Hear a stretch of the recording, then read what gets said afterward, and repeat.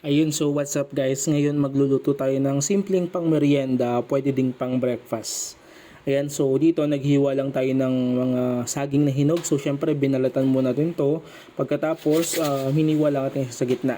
Ayan, pinagdalawa lang natin siya. Tapos naglagay tayo ng tubig hanggang sa medyo lumubog ng konti yung ating saging. Pagkatapos naglagay tayo ng sugar. So, mas maganda dito kung brown sugar yung gagamitin mo.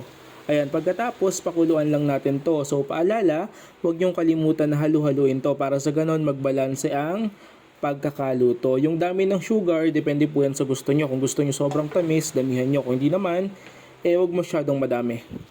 Ayan, so hintayin po natin to hanggang sa lumapot or konti na lang ang sabaw kagaya po niyan. So, ayan, napakadaling lutuin, napakabilis.